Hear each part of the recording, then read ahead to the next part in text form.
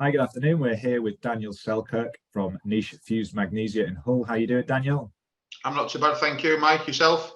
Yeah, I'm really well, thank you. Thank you very much for joining us today. If you'd like to start us off with a little bit of background as to who you are, what you do, and how long you've been doing it for, please. So, my name's Daniel Selkirk, General Manager of NICHE Fused Magnesia Ltd in Hull. Personally, I've been with the company for just over 23 years, so quite a while now, and I've been the General Manager for about the last 6 or 7 years, working my way through technical sales into the sales manager role and then the general manager role. Fantastic. So if you could tell us a little bit about what it is that you do and what makes you stand out from, say, your competitors or any other options that people can use in the marketplace. Yeah, sure. Bit of a play on the name, really. It is quite niche what we do. We are the only manufacturers of fused magnesium oxide left in Europe now.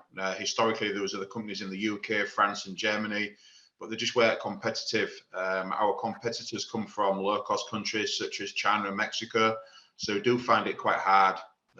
We're using this to our advantage with regards to deliveries into Europe, where obviously we can deliver material in a much quicker transit time than from the other side of the world. But unfortunately, due to our location, our cost base, it does come at an additional cost to the customer. So it's just trying to find that balance. So what we do here in Hull at NICHE, predominantly, probably 80–85% of our business is fused magnesium oxide, which goes into heating elements. Okay. So you will have a heating element in your grill, your oven, dishwasher, your iron, washing machine, water heater, and we produce a powder that goes inside your heating element.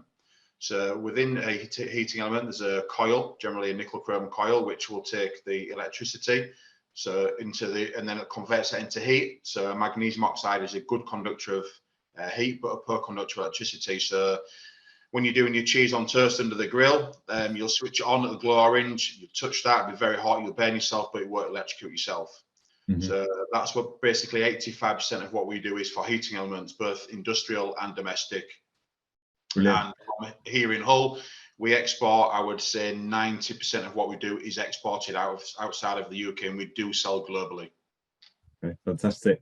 You are one of those companies that you think there's thousands of businesses that are set up that do those things that you just don't know that they do, and all the things that make the world kind of go around in products like that.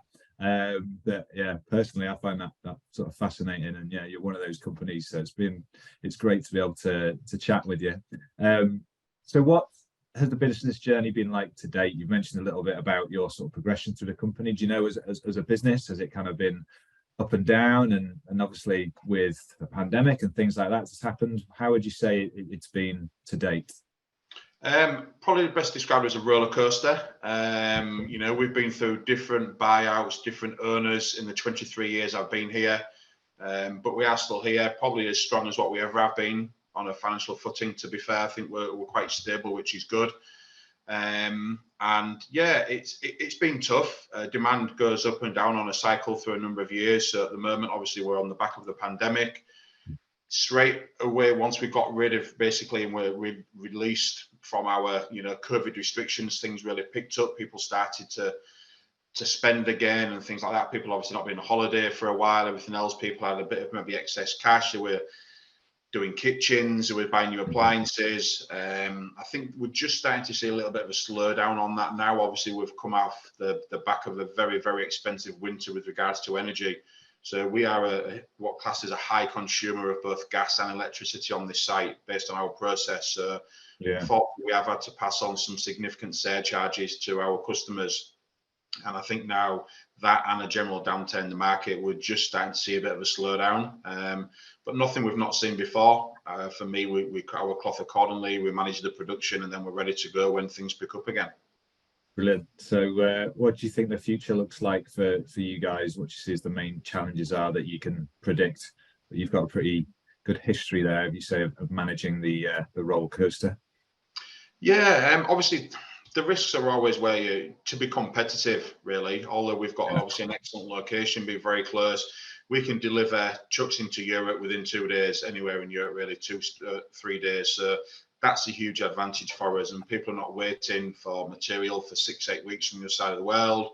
if they have any last minute changes to any grades or quantities, you know, we can react and then we can update their order before it leaves. Whereas if you've got material coming from somewhere the other side of Asia, for example, it's too late, it's already on the water, you can't really change things last minute. So we do offer that, and we do try and be very flexible, and that's one of the things that we can be because of our location. We have to really add a value because we know we're not really on the same pricing level as China, for example. So we have to make sure we've got the best quality, make sure we offer after sales service, technical support, flexibility with regards to order quantities. We do many different products out of here, so we let people chop and change really up to the last minute, just to try and give people that extra added value. Brilliant. Thanks for sharing that. So kind of then moving on to yourself, that you've gone through this journey so far, what would you say is the biggest learning you've had to date, if there's one that you can pick out? Biggest learning. Big sigh there. Yeah, I think one of the hardest things I find, we've got a force here of around about 75 people, but we do have quite a strong management team. There's half a dozen of us, and having a good, strong management team, which we've not always had. We've had to chop and change. People have left, people have come in. At the moment, it's really settled, and I do know that, you know, our senior owners in the States are very, very happy with the team we've got. You know, the work that we're putting out and everything else. So having a good team behind you is definitely beneficial. But you know, we've got 75 people on site, and management is not easy at the best of times. That probably gives us more issues than the equipment at times, to be honest with you. So that I have struggled with over the time. That's not always easy, but you learn as you go along every day. You know, it's a school day, and you pick up things as you go along, and then, you know, use them to your advantage in the future. Brilliant.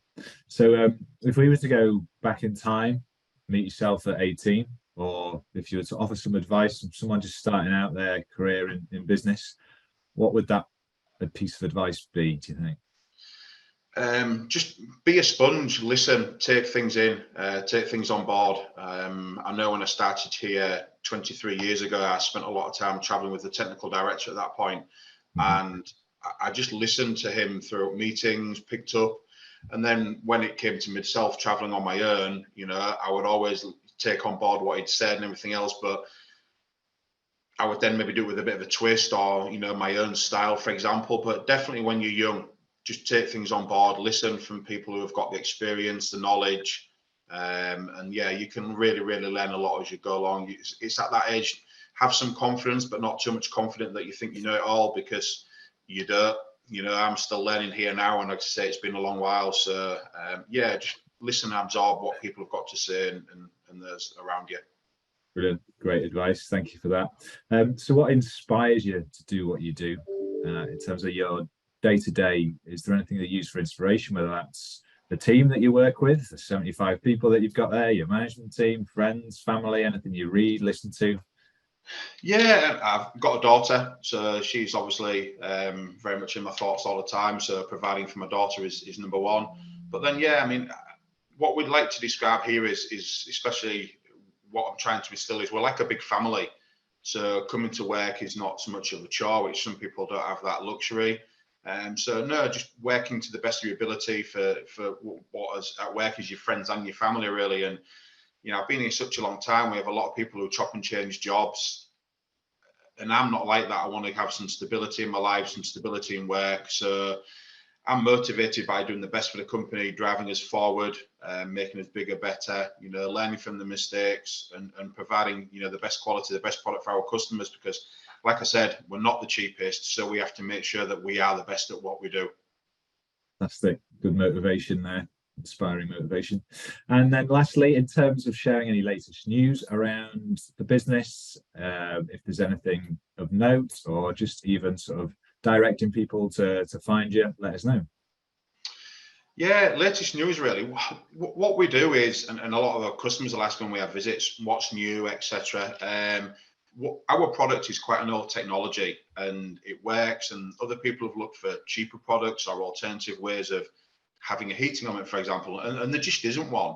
So, you know, what we're doing is we're always looking at trying to streamline the business, make things better so we can cut costs to make the product better for the customer and cheaper, because at the end of the day, money's a big driver.